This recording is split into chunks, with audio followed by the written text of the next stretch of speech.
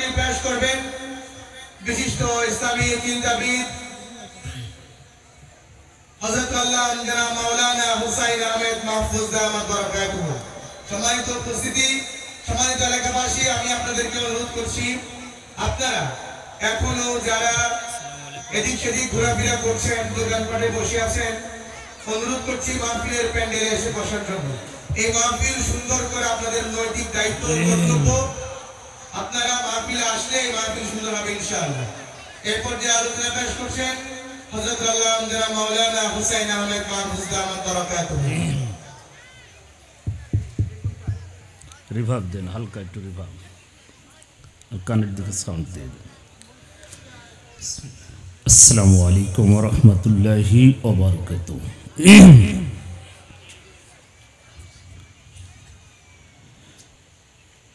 আউযু বিল্লাহি মিনাশ শাইতানির রাজীম। বিসমিল্লাহির রাহমানির রাহিম।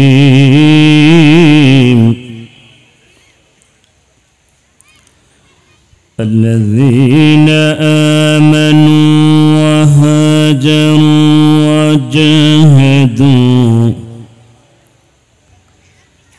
وجاهدوا في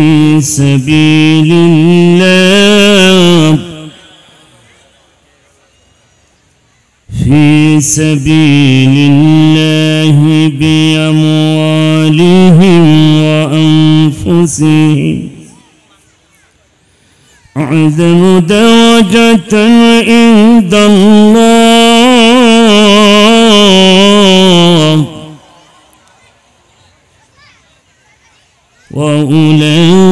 وأولئك هم الفائزون.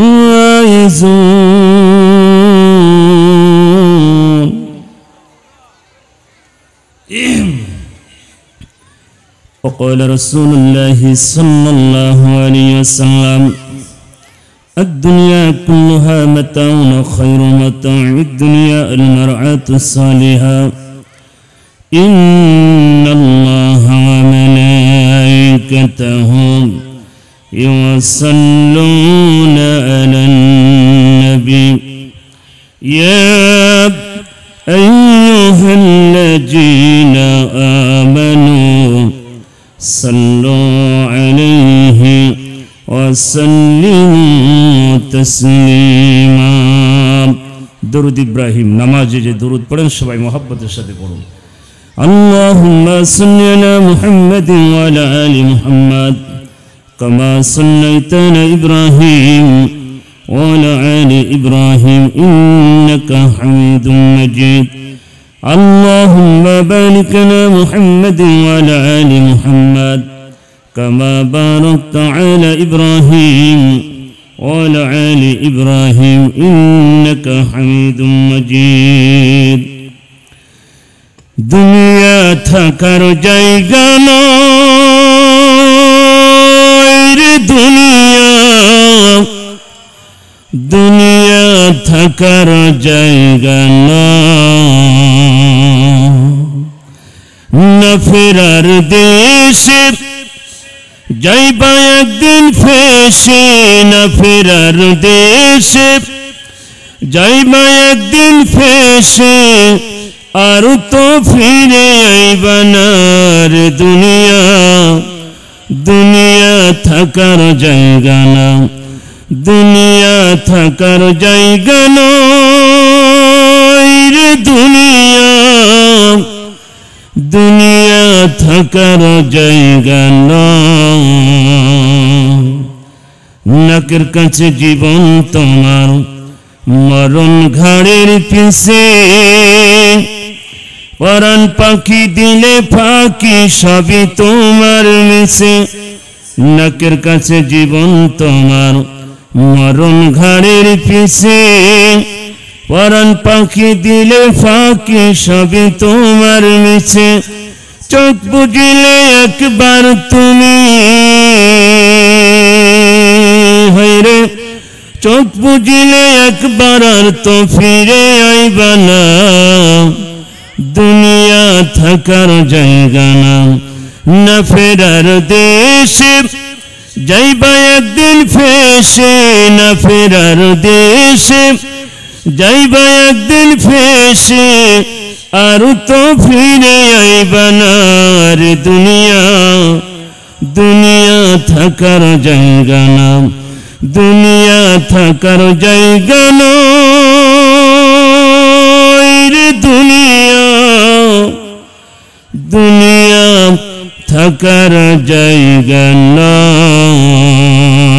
বালাগনা উলা বিকামালিহি কাশাফাদ দুজা বিজামালিহি হাসনাত জামিউ কিসালিহি সাল্লু আলাইহি ওয়া আলিহি। আলহামদুলিল্লাহ। রিভাব কমাই দেন একটু, কানের দিকে সাউন্ড দেন, কানের দিকে। মুসাস মোহতারাম, ঐতিহ্যবাহী চট্টগ্রাম বিভাগ, চট্টগ্রাম জেলা লোহাগড়া থানার অধীনে পুটিবিলা ইসলামী রেনেসাঁ সংঘের উদ্যোগে দশমতম এই বিশাল তাফসিরুল কোরআন মাহফিল। আজকের এই তাফসিরুল কোরআন মাহফিলের সুযোগ্য সুনামধন্য সভাপতি জনাব অধ্যাপক জালাল আহমেদ, আল্লাহ তারি গোলামকে হায়াতে তৈয়বা সিয়াতে কুল্লিয়া দান করুক। সবাই বলেন আমিন। আর একটু আসতে বলেন আমিন। বাঙালি সবসময় উল্টা বোঝে। দেশ স্বাধীন হয়ে গেল, এখনো যদি এই ভোল্টেজ থাকে তাহলে তো হারাম খোদা এসে আবার চেপে বসবে। কথা বলেন ঠিক কি না? আওয়াজ দেবেন, আমি যতক্ষণ আসছি আওয়াজ দেবেন। আমিন শব্দটা পড়লে কি গুনাহ হবে? কথা বলেন না কেন? আপনারা কি ইন্ডিয়া নাকি? আমি ইন্ডিয়াতে যতগুলো প্রোগ্রাম করেছি, ওরা সুবহানাল্লাহ জোরে কয় না, আলহামদুলিল্লাহ কয় না, চুপ মারি বুবা মানুষের মতন বসে থাকে। মুসলমান জবাব দিয়েছেন কে? চিল্লাই বলেন, জবান দিয়েছেন কে? এই জবান দিয়ে প্রশংসা করবেন কার? চুপ মেরে বসে থাকবেন। আমি যতক্ষণ আছি, আমি ওই হুজুর না, খালি ওয়াজ করবার আপনারা চুপ মেরে বসে থাকবেন। যতক্ষণ আসি ওয়াজ হবে, ওয়াজ হবে। কথাকে বুঝতে পারছেন? এই জন্য আওয়াজ দিন। এলেম কালাম নাই, যতটুকু আছে ততটুকু বলার চেষ্টা করবো ইনশাল্লাহ। আজকের মাহফিলের বিশেষ অতিথি আপনাদের অঞ্চলের সন্তান, বিশিষ্ট রাজনীতিবিদ জনাব ইদ্রিস সিকদার। আল্লাহ তারি গোলামকে ইসলামের জন্য, কোরআনের জন্য কবুল করে নিন। আজকের মাহফিলের প্রধান অতিথি শৈখুল মাশায়েখ, আপনাদের অভিভাবক, আগামীর কান্ডারি যিনি হতে যাচ্ছেন, আপনাদের অত্যন্ত ভালোবাসার মানুষ, ইসলামী আন্দোলনের সিফা সালার যিনি একজন অগ্রসৈনিক, বাতিলের কাছে কোনো আপোষ করে না, বিশিষ্ট রাজনীতিবিদ, আমির বাংলাদেশ জামাত ইসলামী চট্টগ্রাম মহানগরী জনাব আলহাজ শাহজাহান চৌধুরী। আল্লাহ তারি গোলামকে হায়াতে তৈয়বা সিয়াতে কুল্লিয়া দান করুক। সবাই বলেন আমিন। আজকের মাহফিলের বিশেষ অতিথিবৃন্দ, আমন্ত্রিত অতিথিবৃন্দ, সম্মানিত অতিথিবৃন্দ, আজকের মাহফিলের বিশেষ আলোচকবৃন্দ, আলোচনা রেখেছেন হাফিজ ইকবাল হুসাইন। আলোচনায় আসবেন আমাদের মাথার তাজ, শুধু ঢাকা থেকে আগত ফিরজাদা কামরুল ইসলাম সাইদ আনসারী। আল্লাহ তারি গোলামকে ইসলাম প্রসারের অগ্রসৈনিক বানাই দিন। সবাই বলেন আমিন। আজকের মাহফিলের প্রধান আকর্ষণ হিসাবে যিনি আসবেন, কোটি কোটি যুবকদের আইডল, কুষ্টিয়ার কৃতি সন্তান, কারা নির্যাতিত আলেমে দ্বীন আলহাজ হাফিজ মাওলানা মুফতি আমির হামজা হাফিজাহুল্লাহ। আল্লাহ তারি গোলামকে সুস্থতা দান করুক। সবাই বলেন আমিন। মঞ্চে বসে আছেন জাতির শ্রেষ্ঠ সন্তান ওরাসাতুল আম্বিয়া নাইবে রাসূল, সামনে বসা দিনদার ইমানদার কোরআন প্রেমিক তাওহীদি জনতা, থেকে থাকলে পর্দার আড়ালের সম্মানিতা সরলা অবলা, অতি সাধবী, অতি গুণী গুণান্বিতা মা ও বোনেরা, আমরা সর্বপ্রথম সেই মহান আল্লাহ পাকের দরবারে শুকরিয়া আদায় করছি, যে মহান রব্বুল আলামিন আমাদেরকে ভালোবেসে মহাব্বত করে এমন একটি যুগ উপহার দিয়েছেন, যে যুগে আজকের এই কোরআনের মাহফিল আমরা বলতে পারছি, আসতে পেরেছি। যে মহান আল্লাহ পাক সুযোগ করে দিলেন, সেই মহান আল্লাহ পাকের দরবারে শুকরিয়া। জবান ছেড়ে বলি আলহামদুলিল্লাহ। দরুদ পেশ করি সেই মহামানব মুক্তির দেশারি জনাবে মুহাম্মদ রাসূলুল্লাহ, সবাই পড়ি সাল্লাল্লাহু আলাইহি ওয়াসাল্লাম। সম্মানিত উপস্থিতি, লোহাগড়াবাসী, চট্টগ্রাম মানে ইসলামের মাটি, ইসলামের স্বর্ণের চেয়েও খাঁটি, শহীদের মাটি, কথা বলে ঠিকই না। কিছুদিন আগেও আপনাদের একটা সন্তানকে নির্বিচার নির্মমভাবে হত্যা করেছে অ্যাডভোকেট সাইফুল ভাইকে, কথা বলে ঠিকই না। যে মহান আল্লাহ পাক আমাদের বুকের ওপর থেকে 15.5 বছরের লম্বা একটা পাথর, পাথরটি নাম দিয়েছি আমি ইন্ডিয়ান পাথর। কি নাম? সবাই জোরে বলেন। ইন্ডিয়ান পাথর আমি দিয়েছি, অন্য কে দিয়েছে কিনা জানি না। এই 15.5 বছর লম্বার এই পাথরটা আমাদের বুকের উপর থেকে আল্লাহ পাক সরায়া বুকটাকে হালকা করে দিয়ে ইন্ডিয়ান পাথরকে ইন্ডিয়ার জায়গায় ফিরিয়ে দিয়েছেন। যিনি প্রশংসা করব তার, আর একবার জোরে বলে আলহামদুলিল্লাহ। আমরা ইতিহাস পড়েছি, জাহিলিয়া যুগের ইতিহাস পড়েছি। আপনারা পড়েন না আইয়ামে জাহিলিয়ার ইতিহাস? পড়েন নাই? আইয়ামে জাহিলিয়া একটা বর্বরতার যুগ, মূর্খতার যুগ, অন্ধকারের যুগ। যেই যুগে মানুষের কোনো গণতন্ত্র ছিল না, অধিকার ছিল না। খুন খারাপি, মারামারি, লুটপাট, সন্ত্রাস, চাঁদাবাজ, মাদক, সন্ত্রাস, ধর্ষণ, এমন একটি যুগ ছিল। সেই যুগের নাম ছিল আইয়ামে জাহিলিয়া। আমরা দেখেছি একই কায়দায় 15.5 বছর ছিল। ওটা ছিল আইয়ামে জাহিলিয়া আর এটা ছিল আওয়ামে জাহিলিয়া। একই সিস্টেমে একই কাজ। কথা কি বুঝতে পারছেন? আমার ভাষা কি আপনারা বুঝতে পারছেন না এমনি চুপ মেরে বসে আছেন নাকি বুঝতে পারছেন? আপনারা হুহা না করলে আমি বুঝবো না যে আপনারা আমার ভাষা বুঝতে, কেন আপনাদের চিটাগাঙ্গের ভাষা তো অন্যরকম। আপনারা আমার ভাষা বুঝতেছেন ভাই সব? আচ্ছা, তাহলে এই যুগটাকে আমার আল্লাহ পাক এত সুন্দর একটা পরিষ্কার করে দিলেন রক্তের বিনিময়। আমরা ইতিহাস তাফসীর পড়েছি, ফিরাউনের সাথে মুসা আলাইহিস সালামের দ্বন্দ্ব। ফিরাউন খোদা দাবি করল এবং ফিরাউন তার কায়দায় তিনি দেশ চালালেন। ফিরাউনের চামচাগুলো বলল, হুজুর আপনি যে খোদা দাবি করছেন, আপনাকে এলাকার মানুষকে খোদা মানবে? ফিরাউন বললে, খোদা মানাতে হবে, কোন কায়দায় সেটা বলো, ওসব মাসালা বাদ দাও, মানাতে হবে। ফিরাউন যখন এই কথা বললেন তখন চামচাগুলো বলছে, হুজুর আপনি এই সমাজে যারা জ্ঞানী আছে তাদেরকে আপনি হত্যা করেন, আলেমদেরকে হত্যা করেন, আর শিক্ষা ব্যবস্থাকে আপনি ধ্বংস করে দেন। শিক্ষা ব্যবস্থা যদি ধ্বংস হয়ে যায় সমাজের মানুষ মূর্খ হয়ে যাবে, ওরা আপনাকে খোদা বলে মানবে, কোনো ব্যাপারে না। আর এই সমাজের যারা জ্ঞানী আলেম আছে, যারা জ্ঞানী আছে, ওদেরকে হত্যা করে ফেলেন, তাহলে সমাজ অন্ধকার হয়ে যাবে, মানুষ মূর্খ হয়ে যাবে, তখন আপনাকে খোদা বলতে আর কেউ দ্বিধাবোধ করবে না। ফিরাউন আলেমদেরকে হত্যা করা শুরু করলো, জ্ঞানীদেরকে হত্যা করা শুরু করলো, শিক্ষা ব্যবস্থাকে ফিরাউন ধ্বংস করলো, নাস্তিক বানানো। ফিরাউন ছিল 450 বছর ক্ষমতায় ছিল। কত বছর? আর একটু আওয়াজ দিয়ে বলেন, কত বছর? 450 বছর ফিরাউন ক্ষমতায় ছিল। এই ফিরাউন ছিল পুরুষ না মহিলা? সবাই জোরে বলেন।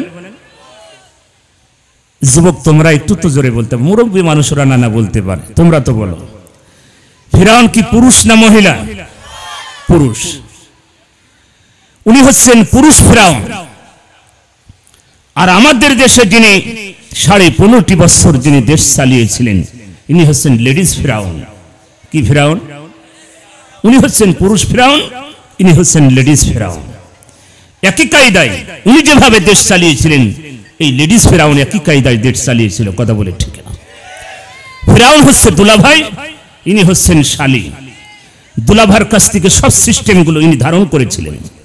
শিক্ষা ব্যবস্থাকে কিভাবে ধ্বংস করতে হবে, আমার দেশের সোনার সন্তানগুলোর মেধা শূন্য করতে হবে, নাস্তিক বানাতে হবে, কিভাবে, সেই আপনাদের এই চট্টগ্রাম বিভাগের এক কুলাঙ্গার, একটা হারাম খরস্ত একটা নাস্তিক নওফেল শিক্ষামন্ত্রী, কথা বলে ঠিক না, শিক্ষা ব্যবস্থাকে ধ্বংসের প্রান্তে দাঁড় করিয়েছিল। নাস্তিক, আল্লাহকে বিশ্বাস করে না, এমন একজন মানুষকে শিক্ষা ব্যবস্থাকে মন্ত্রী বানিয়েছিল। ফিরাউন সেটা করলেন এবং আলেমদেরকে হত্যা করলেন। একই কায়দা আমাদের এই লেডিস ফিরাউন একই কায়দায় আলেমদেরকে হত্যা করলেন, শিক্ষা ব্যবস্থাকে ধ্বংস করলেন।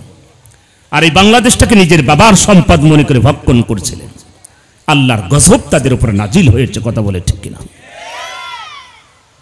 মানুষকে গুম খুন করেছে, এটা নির্দ্বিধায় ক্ষমতা টিকে রাখার জন্য তারা কি করে নাই? আমার ভাই, প্রথমে এসে 57 জন সেনাকে হত্যা করল। বিএনপি পন্থী, জামাত পন্থী, অন্যান্য পন্থী যারা ব্রিগেডের জেনারেল, তাদেরকে হত্যা করলেন, রাস্তা ক্লিয়ার করলেন। তারপরে শুরু হলো গুম খুনের রাজনীতি। আল্লামা সাঈদীর ফাঁসির রায়ে 227 জন দুনিয়া থেকে চলে গেল। জামাতের নেতাগুলোকে ফাঁসি দিল, গুম করলো। বিএনপি শত শত নেতাকর্মীকে গুম করলো, হত্যা করলো। শেষ পর্যন্ত হেফাজতের নেতাকর্মীকে গুম করলো, হত্যা করল। এটাও ক্ষান্ত হয় নাই।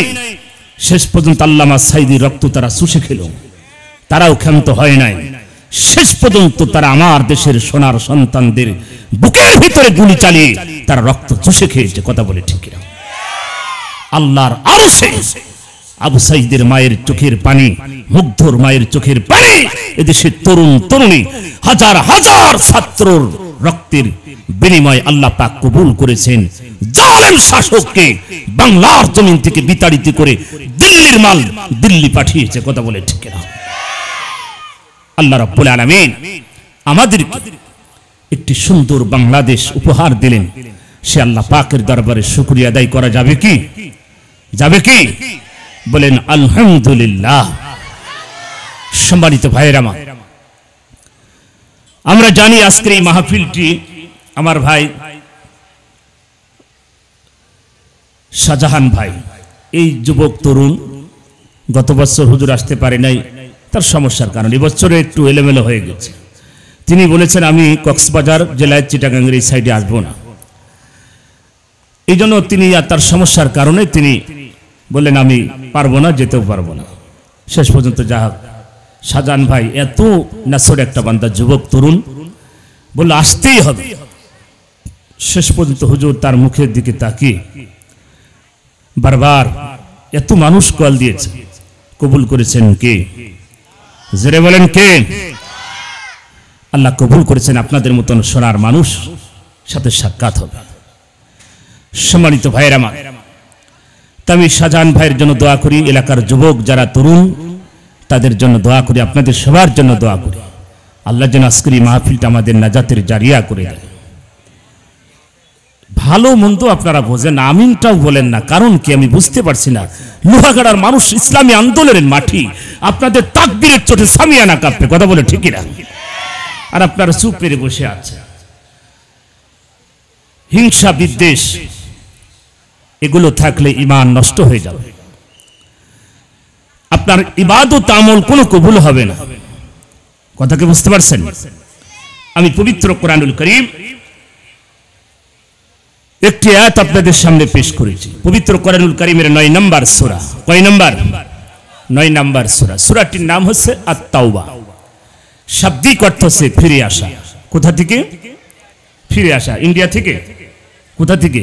খারাপ কাজ থেকে ফিরে আসার নাম হচ্ছে তাওবা। এই সূরাটির ভিতরে আয়াত আছে 129, রুকু আছে 16টি। সূরাটি নাজিল হলো 9ম হিজরিতে জিলকদ মাসে এবং জুমাবার। কথা কি বুঝতে পারছেন? আয়াতটি নাজিলের প্রেক্ষাপটটা কি? কেন আল্লাহ পাক আয়াতটি নাজিল করলেন? গোটা পৃথিবীর মানুষকে কি মেসেজ দিতে চাচ্ছেন আল্লাহ পাক? এই আয়াতের ভিতরে লম্বা আলোচনা, সময় আমার কম, এই জন্য আমি বেশি সময় নষ্ট করতে পারবো না। যারা বাইরে আছেন ভিতরে এসে বসে পড়ুন। এটা কোরআনের বাত। কষ্ট করে এলাকার যুবক, এলাকার মানুষগুলো সুন্দর করে সাজিয়েছে আপনাদেরকে শোনানোর জন্য।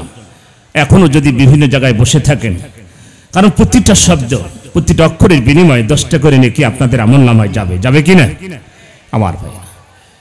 ইন্নাল্লাযীনা আমানু, আল্লাহ পাক বলছেন, ও নবী, নিশ্চয় যারা ঈমান আনে, ওয়া আমিলুস সলিহাত, পৃথিবীতে যারা ভালো কাজ করে, এটা ভালো না খারাপ? জোরে বলেন, ভালো না খারাপ? এই ভালো কাজ যারা করেছে আল্লাহ পাক বলছে উলাইকা হুম খায়রুল বারিয়া, ও নবী ওরা হবে পৃথিবীর ভিতরে শ্রেষ্ঠ। জোরে বলুন সুবহানাল্লাহ। তাহলে আল্লাহ বলছেন নিশ্চয় যারা ঈমান আন এবং ভালো কাজ করে। আজকের এই কাজটা ভালো না খারাপ? ভালো কাজ। এই ভালো কাজে যারা ইনজাম দিয়েছেন, সহযোগিতা করেছেন, টাকা পয়সা দিয়েছেন, আল্লাহ পাক তাদেরকে পৃথিবীতে শ্রেষ্ঠ সম্মান মর্যাদা আল্লাহ পাক দেবেন। আয়াতটি নাজিল হলো জুমাবারে, জুমার নামাজের পরে।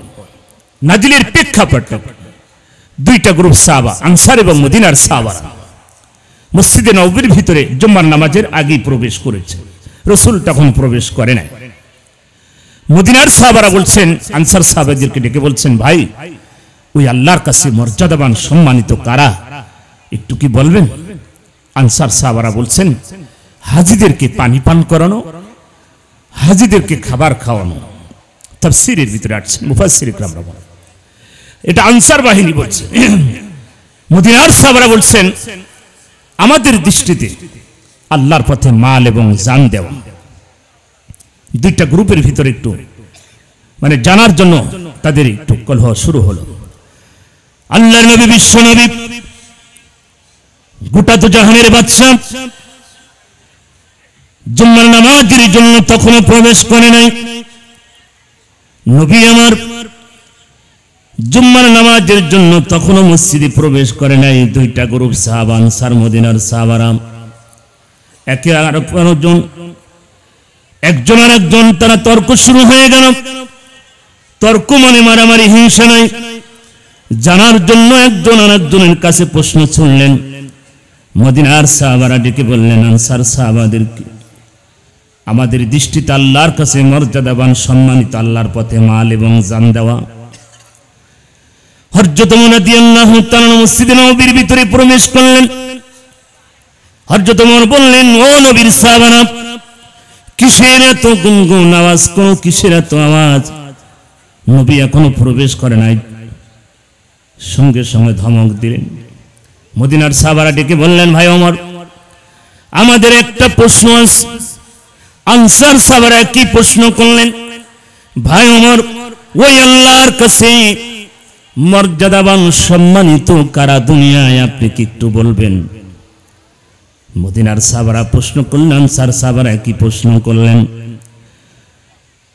হযরত ওমরের মুখটা মলিন হয়ে গেল। হযরত ওমর রাদিয়াল্লাহু তাআলার সঙ্গে সঙ্গে ধমক দিলেন, ওগো নবীর সাহাবারা, এই প্রশ্নের উত্তর আমি ওমর দিতে পারবো না।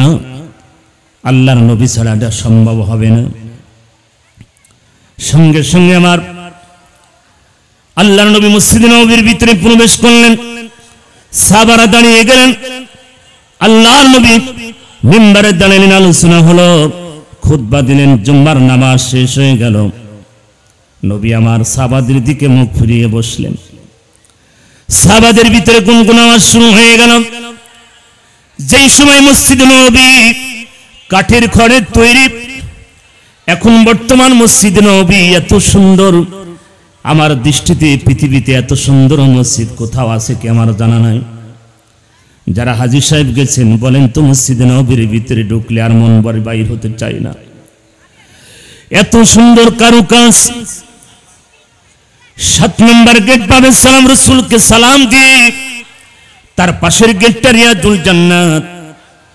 তার পাশে যে মাঝখানের গেটটা ছিল ওটা বাবে জিবরাইল গেট। ওহী নিয়ে আসতেন জিবরাইল। আমি প্রতিদিন সকালে ফজরের নামাজ পড়ে জান্নাতুল বাকিতে আমি চলে যেতাম। জান্নাতুল বাকি, যেখানে নবী রাসূলের কলিজার টুকরা মা ফাতেমা, অন্যান্য সাহাবারা ঘুমিয়ে আছে।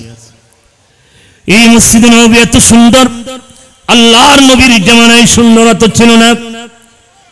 নবী আমার সাহাবাদের দিকে মুখ ফিরিয়ে বসলেন। সাহাবাদেরকে বলেন, ও সাহাবারা, তোমাদের ভিতরে গুনগুন আওয়াজ, কোনো প্রশ্ন আছে নাকি তোমাদের ভিতরে? সাহাবারা ভয়তে দাঁড়িয়ে, একজন দাঁড়িয়ে গেলেন, বলেন, ওগো আল্লাহর নবী, আমাদের একটা প্রশ্ন জানার আছে, আপনি বেয়াদবি মাফ করবেন। নবী বললেন, প্রশ্ন বলো। আনসার সাহাবারা দাঁড়িয়ে বললেন, ওগো আল্লাহর নবী, আল্লাহর কাছে মর্যাদাবান সম্মানিত কারা? আপনি কি একটু বলবেন? নবী মাথাটা নিচু করলেন। মদিনার সাহাবারা কি প্রশ্ন করলেন, গো আল্লাহর নবী, আল্লাহর কাছে মর্যাদাবান সম্মানিত কারা, আপনি কি একটু বলবেন? সঙ্গে সঙ্গে নবী মাথাটা নিচু করে বসলেন, কারণ আমার নবী ওহীর অপেক্ষায় বসে থাকলেন। জোরে বলেন সুবহানাল্লাহ। সম্মানিত ভাইয়েরা আমার, ও চট্টগ্রামের ভাইয়েরা, ক্ষণিকের এই দুনিয়ায় পৃথিবীতে চিরদিন থাকবো না।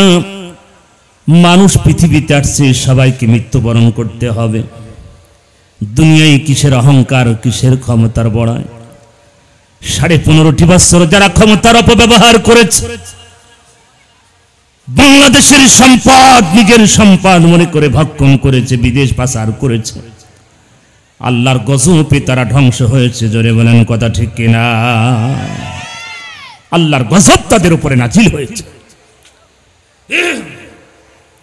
পৃথিবীতে স্বৈরাচার শাসক জানেন কখনো সফলতা আনতে পারে না। চট্টগ্রামবাসী কান দিয়ে শুনে আল্লাহর নবী মাথাটা নিচু করে বসলেন। আল্লাহ পাক ডেকে জিবরাইলকে বলেন, জিবরাইল জলদি যা রে জিবরাইল, জলদি যা। আমার বন্ধুর সব সইতে পারি, আমার বন্ধুর কষ্ট সইতে পারি না। নবী আমার ওহীর অপেক্ষায় বসে থাকলেন। আর আমরা যদি হতাম ফতুয়ার ডালি নিয়ে বসে যেতাম। কথা ঠিক কিনা? সবচেয়ে বেশি ফতুয়াবাজি হয় চায়ের দোকানে। কোন দোকানে? চায়ের দোকানে। চায়ের দোকানদার হয় মুফতি, আর যারা চা খায় এরা সব মুহাদ্দিস আর মুফাসসির। যত রকম ফতুয়া সব চার দোকানে। মুসাফিরি পানি নেয় না, ফতুয়াবাজি করে, এ হুজুর খারাপ, এ দল খারাপ, ও দল খারাপ। আল্লাহ নবী, বিশ্ব নবী মাথাটা নিচু করে মসজিদে নববীর ভিতরে বসে আছে। সাহাবারা হতাশ হয়ে গেল। নবী উত্তর দিলেন না, আমরা কি বেয়াদবি করে ফেললাম? নবী আমার ওহীর অপেক্ষায় বসলেন। আল্লাহ পাক জিবরাইলকে ডেকে বলেন, জিবরাইল জলদি যা, আমার বন্ধুর সব সইতে পারি, বন্ধুর কষ্ট সইতে পারি না, তাড়াতাড়ি চলে যাও। সূরা তাওবার 20 নম্বর আয়াত আল্লাহ পাক নাযিল করে বলেন, নবী আল্লাযিনা আমানু ওয়া হাজারু ওয়া জাহাদু ফি সাবিলিল্লাহ বিআমওয়ালিহিম ওয়া আনফুসিহিম আ'জামু দারাজাতান ইনদাল্লাহ ওয়া উলাইকা হুমুল ফাইজুন। আল্লাহ পাক আয়াতটি নাযিল করে বলেন, ওগো নবী, আল্লাযিনা আমানু, যারা ঈমান আনে, ওয়া হাজারু, যারা হিজরত করে, ওয়া জাহাদু, যারা জিহাদ করে, ফি সাবিলিল্লাহ, আল্লাহর পথে, বিআমওয়ালিহিম ওয়া আনফুসিহিম, আল্লাহর পথে মাল এবং জান দিয়ে যারা সংগ্রাম করে, ও নবী, আ'জামু দারাজাতান ইনদাল্লাহ, ওরা হচ্ছে আল্লাহর কাছে মর্যাদাবান সম্মানিত। জোরে বলুন সুবহানাল্লাহ। তাহলে আল্লাহর কাছে মর্যাদাবান সম্মানিত কারা? আল্লাহর পথে মাল এবং জান দেয় যারা। ঘোষণা কার? জোরে বলেন কার? আল্লাহ পাক বলেন, নবী, ওরা খালি মর্যাদাবান সম্মানিত হবে না, আল্লাহ পাক আয়াতের শেষে বললেন, ওয়া উলাইকা হুমুল ফাইজুন, ও নবী, আমি তাদের জীবন আলোকিত করে দেব, সাকসেস করে দেব। আমি আল্লাহ তাদের জীবনটা পরিপূর্ণ করে দেব, তাদের কোনো সমস্যা হবে না। যারা আমার দিন মেনেছে, কোরআন মেনেছে, আল্লাহর এই জমিনে যারা আল্লাহর কোরআনকে যারা মেনেছে, ও নবী, মরতে দেরি, জান্নাত পেতে তাদের দেরি হবে না। আমার দিন কায়েমের জন্য যারা কষ্ট করলো, ওগো নবী, আপনি তাদেরকে জানান, তারা আমার জমিনে দিন কায়েমের জন্য যদি মরতে দেরি হবে, জান্নাত পেতে তাদের দেরি হবে না। জোরে বলুন সুবহানাল্লাহ। আমার ভাইরা, আয়াতটি নাজিল হলো। তাহলে আয়াতটি নাজিলের প্রেক্ষাপট কি? আল্লাহর পথে মাল এবং জান দেওয়া। আল্লাহর কাছে প্রিয় কারা? মর্যাদাবান সম্মানিত কারা? এই জমিনে যারা দিন কায়েমের জন্য জীবন দিবে, মাল দেবে, আল্লাহর কাছে তারাই প্রিয় হবে। জোরে বলুন সুবহানাল্লাহ।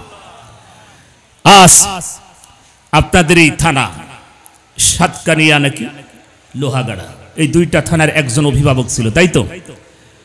আপনার দেশে হারামখোর আগে পালাইছে না? ধরা খাই গেছে? ধরা খাইছে না? ধরা খাইছে। ও জিন্দা কবর দেওয়ার দরকার। মানে ইসলামের 12টা বাজাইছে একজন আলেম হয়ে। তিনি তো আলেম, নদভী সাহেব, তিনি একজন আলেম, ইসলামের 12টা বাজাইছে, আলেমদেরকে সম্মান করেছে। আল্লাহ পাকের গজব তাদের উপরে নাজিল হয়েছে। রাসূল বলেন, আল মারউ মা মান আহাব্বাহু মুতাফাক্কুন আলাইহি, এই পৃথিবীতে যার সাথে যার সম্পর্ক হবে তার সাথে তার হাসর নাসর হবে।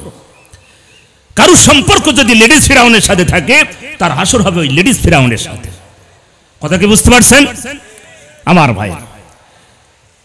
ওই দলের ভিতরে দুইজন ব্যক্তি ছিল, একজন ওলি আর একটা দরবেশ। কয়জন? জোরে বলেন। ওই দলের ভিতরে দুইজন ব্যক্তি ছিল, একজন ওলি আর একটা দরবেশ।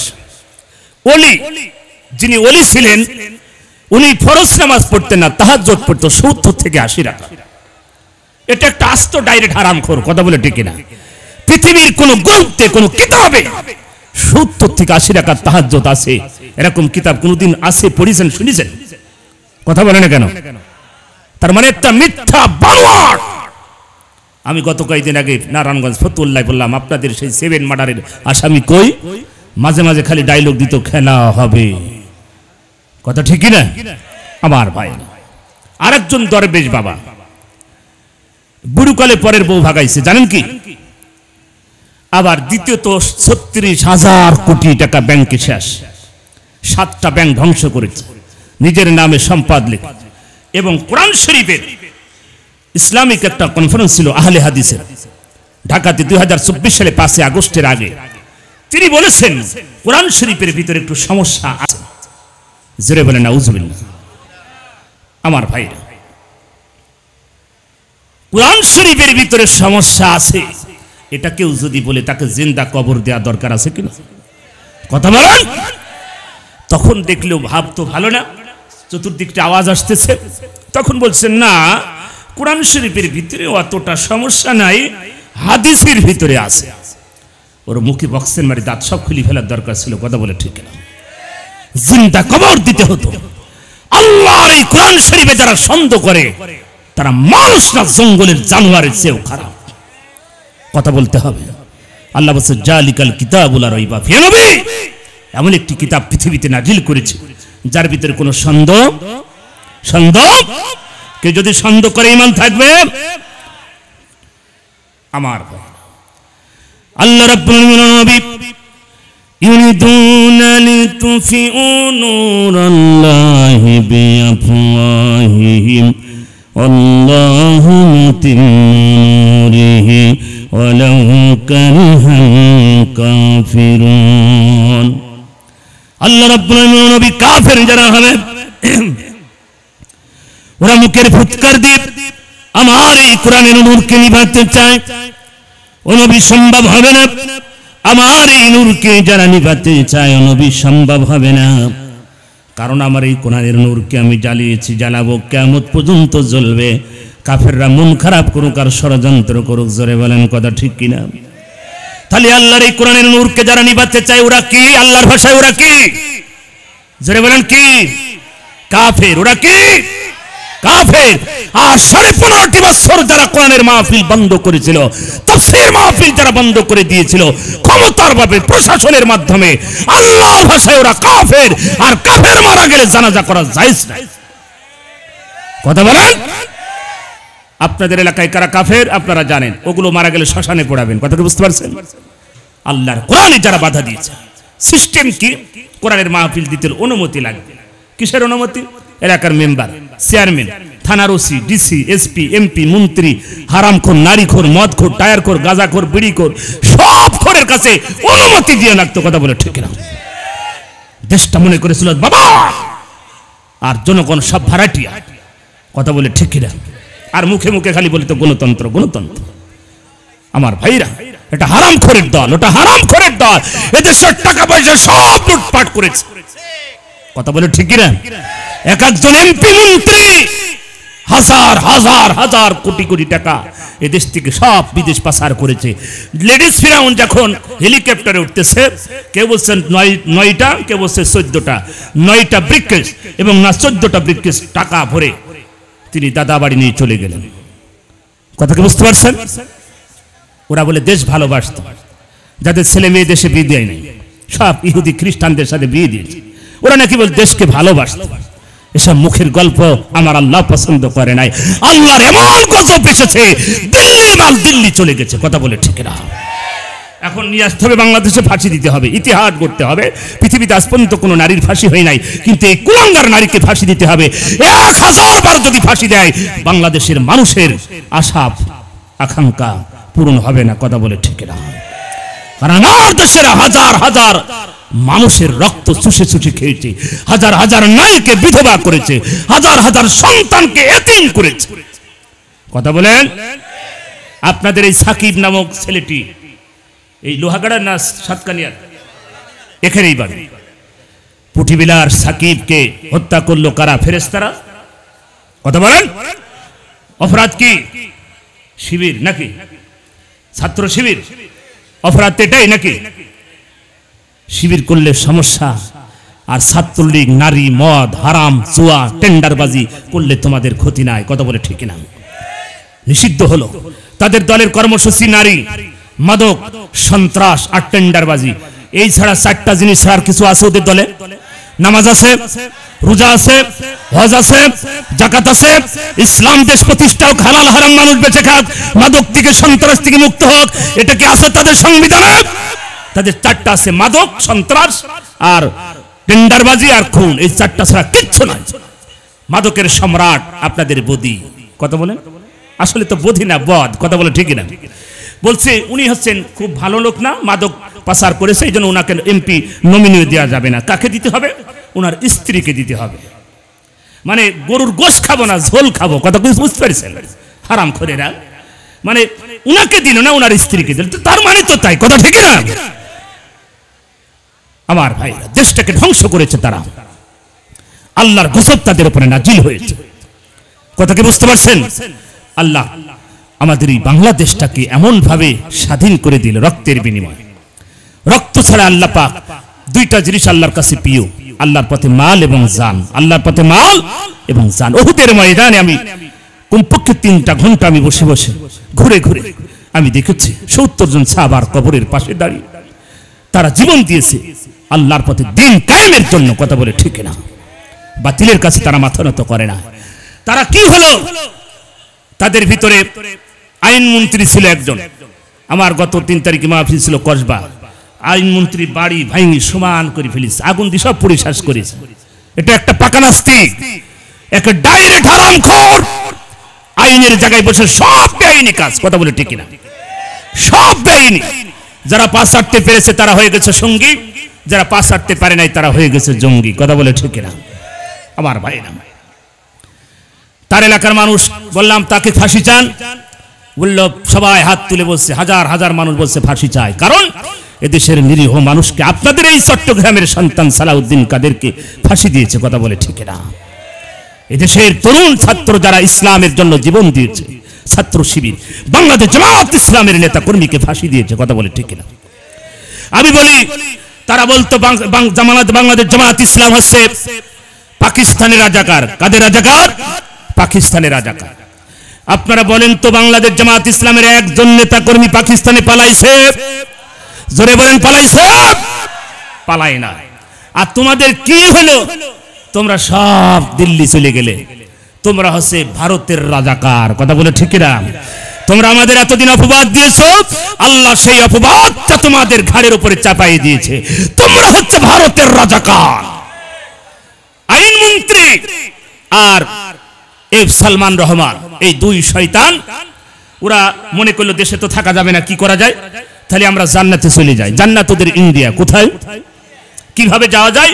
ওদের শেষ ভরসা ছিল নৌকা। কি জোরে বলেন কি? ওরা নৌকায় চড়ে ফুলসিরাত পাড়ি দিয়ে জান্নাতে যেতে যেয়ে ধরা খাই গেল, কথা কি বুঝতে পারছেন আমার ভাইরা? ওরা নৌকায় চড়ে ফুলসিরাত পাড়ি, মানে জান্নাতে ঢুকে পড়বে, আর কিছুক্ষণ হলে জান্নাতে চলে, জান্নাত ইন্ডিয়া, কথা বুঝতে পারছেন? আচ্ছা, প্রশাসন গ্রেফতার করলেন, প্রশাসন আইনমন্ত্রীকে চিনে ফেললেন। আইনমন্ত্রী বলছে ভাই আসলাম 2 জন। কয়জন? আসলাম 2 জন, যাবো একা, এটা কিভাবে সম্ভব? প্রশাসন বলছে কেন? বলছে ওই যে নৌকার ভিতরে দরবেশ বসে আছে। এখন পুলিশ বাহিনী সেনা প্রশাসন তো চিনতে পারছে না, কারণ দরবেশে সাদা চুল, সাদা দাড়ি, সাদা পাঞ্জাবি, কি সুন্দর একটা লিবাস, কথা বলে ঠিক না? তখন তো আর লিবাস সুন্দর নাই, চুল কালি করে ফেলিছে। প্রশাসন বলছে না ওটা দরবেশ না, আইনমন্ত্রী বলছে ভাই হে ওটাই দরবেশ, ও চুল কালি করেছে আর দাড়ি চাইনিজ কুদাইল দিয়ে চাইছিস।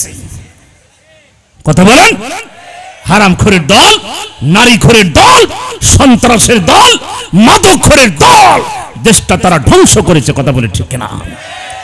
এদেশের সন্তানদের হাতে মাদক দিয়েছে, বই দিতে পারে না, শিক্ষা ব্যবস্থাকে ধ্বংস করেছে। কথা বলে ঠিক না? আমার দেশের তরুণ ছাত্রদের মেধার দাম তারা দিতে পারে না, ছাত্রদের মেধার দাম তারা দিতে পারে না, তারা দিছে বুকের ভিতরে গুলি। কথা বলে ঠিক না? ছাত্র সমাজকে আজকে বলে যাব আগামীর বাংলাদেশ হবে কোরআনের বাংলাদেশ। কথা বলে ঠিক না? তোমরা ওই দলকে লাথি মেরে বঙ্গোপসাগরে ভাসিয়ে দাও, যারা তোমাদের মেধার দাম দিতে পারে না, বুকের ভিতরে গুলি দিয়েছে, এমন একটা সংগঠনকে লাথি মেরে দাও। কথা বলে ঠিক না? কত মায়ের বুক খালি করেছে ওই হারামখোরের দলেরা, এদেশের টাকা পয়সা সব লুটপাট করে নিয়ে গেছে। আপনারা বলেন তো এই বাংলাদেশের কয়জন আলেম বাংলাদেশের টাকা পাচার করেছে দেখাতে পারবেন? আপনাদের এলাকার কোনজন মসজিদের ইমাম গাঁজা খায়, ফেন্সিডিল খায় দেখাতে পারবেন? এদেশের কোন আলেম টেন্ডারবাজি করে নাই, এদেশের আলেম কোন বেগম পাড়াই করে নাই, সব করেছে হারামখোরের দলেরা। কথা বলে ঠিক না? আর যত গজব সব জামাত ইসলাম, ছাত্র শিবির, যত অপবাদ সব বিরোধী দলের। কথা বলে ঠিক না? আমার ভাইরা, আল্লাহর গজব তাদের উপরে নাজিল হয়েছে, আল্লাহর গজবে তারা ধ্বংস হয়েছে। কথা বলে ঠিক না? কত মায়ের তাহাজ্জুদের, আমার কুষ্টিয়া ঝিনাইদহ সোহানের মায়ের চোখের পানি আল্লাহর আরশে চলে গেছে। সোহানকে যখন চোখ তোলা হলো, হাত কাটা হলো, পা কাটা হলো, ছাত্র শিবির করার কারণে ক্লাস ইন্টারমিডিয়েট পড়ে ছেলেটি, বারবার তার মারা বলছে আমার সন্তান শিবির করবে না, প্রয়োজন হলে আর শিবির করবে না, আমার সন্তানকে একটা ফিরাই দেন। ওই হারামখোর এমপি বলেছিল আমাদের শিবির করার তো দূরে থাক, মানে বলছে দরকার ছাত্রলীগ করবেন।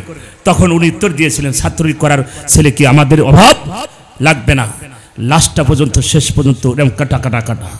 সোহানের মা আল্লাহর আরশের দিকে হাত বাড়িয়ে বলেছিল আল্লাহ আমার সন্তানকে যারা টুকরা টুকরা করেছে তাদেরকে এমন ভাবে টুকরা করবা যাতে পৃথিবীর ইতিহাস হয়ে থাকে।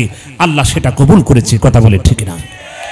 সেই এমপি সোহানের তো লাশ পাওয়া গেছে, কবর দেওয়া হয়েছে, ওই এমপির লাশ তো দূরে থাক, গোস্ত খুঁজে পাওয়া যায় না।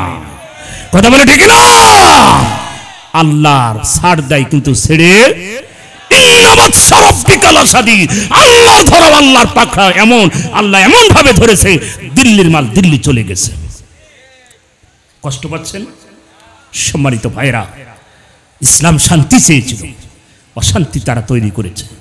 সব নিজেদের, বাইরের মানুষ কি ওটা না, সব নিজেদের। এই পেটটা তাদের, এক একটা পেট ছিল, এক একজন এমপি মন্ত্রীর পেট ছিল উহুদ পাহাড়ের চেয়ে বড়। কথা বলে ঠিক না? তাদের পেটে যে এত ধরেছে। আপনাদের উবাইদুল কাদের সাহেবের ভাই মির্জা কাদের নাকি মির্জা আব্বাস নাকি, এই বেচারার মুরগির ফার্মের ভিতরে 6-7 বস্তা টাকা পাওয়া গেছে। কয় বস্তা? আমি কয়েকদিন আগে মাহফিল করলাম কবিরহাট, বসুরহাটে। তো মুরগির ফার্মের ভিতর যাদের টাকা পাওয়া যায় 6-7 বস্তা, এলাকার মানুষ সব নিয়ে চলে গেছে স্বাধীনের দিনে। আমার ভাইরা চিন্তা করুন কোথায় টাকা।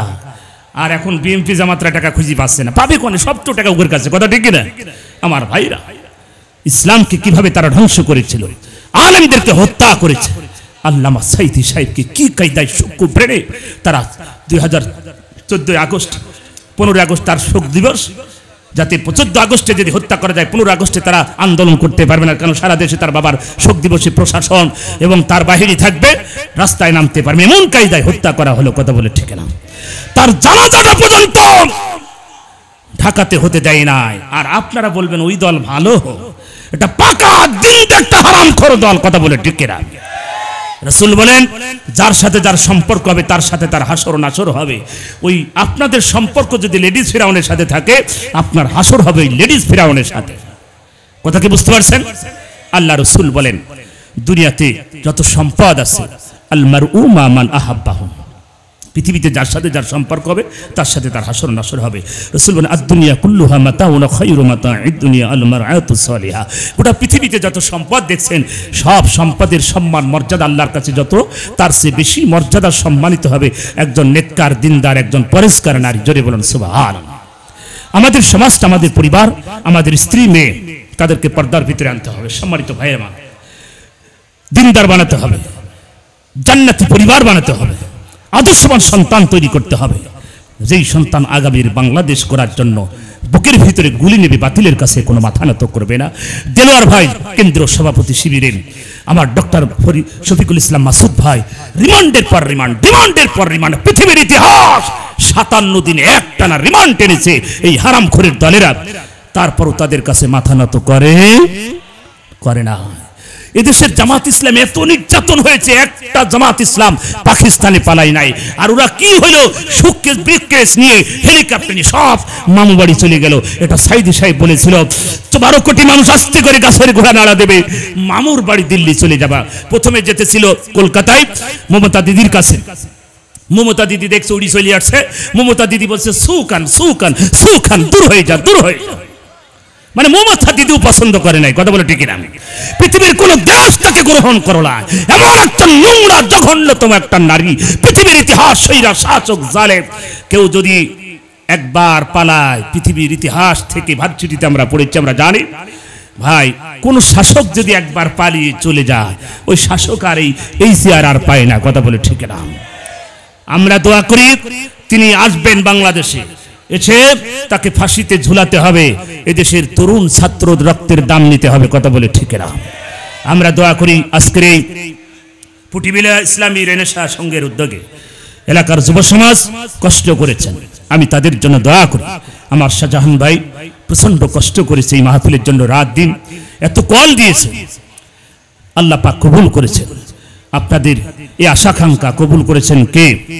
এলোমেলো কথা বলেছি, আমরা ফিরে আসি ওই আল্লাহর কোরআনের দিকে, ফিরে আসি, সন্তানগুলো আদর্শবান বানায়, কোরআনের ওহির জ্ঞান দিয়ে দিই। ছোটকালে আপনার সন্তানকে ওহির জ্ঞান দিয়ে দেন, তারপরে আপনি ডাক্তার বানান, ইঞ্জিনিয়ার বানান, যা খুশি তাই বানান, কোনো ব্যাপার না। ছোটকালে আপনার সন্তান ওহির জ্ঞান পেলে ওই ছেলে চোর হবে না, ডাক্তার হবে না, বদি হবে না, মাদকের সম্রাট হবে না, কথা বলে ঠিক না? আল্লাহ আমাদের সহি বুঝদান করুক।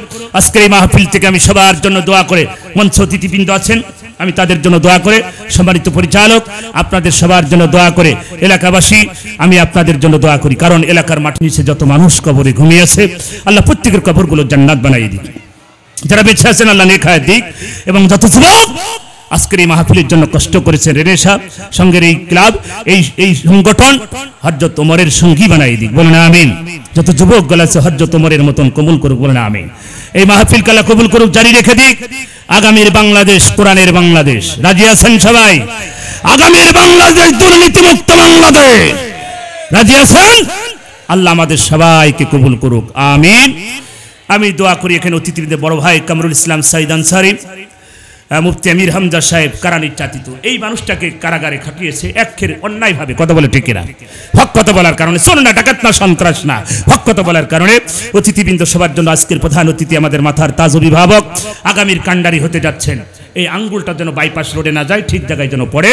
দোয়া করি আলহাজ শাহজাহান চৌধুরী সাবেক এমপি, আমির বাংলাদেশ জামাত ইসলাম চট্টগ্রাম মহানগরী, দোয়া করে। অতিথিবৃন্দ জনাব ইদ্রিস সিকদারের জন্য দোয়া করে, অধ্যাপক জালাল আহমেদ জন্য দোয়া করে, সবার জন্য দোয়া করে আমার আলোচনা শেষ করছি। আবার যদি আসি কোথাও না কোথাও দেখা হবে ইনশাআল্লাহ। আসসালামু আলাইকুম ওয়া রাহমাতুল্লাহ। আলহামদুলিল্লাহ, এতক্ষণ পর্যন্ত কুরআন ও হাদিসের আলোকে গুরুত্বপূর্ণ তাকরীর পেশ করলেন সুদূর চুয়াডাঙ্গা থেকে আগত বিশিষ্ট ইসলামী চিন্তাবিদ ও গবেষক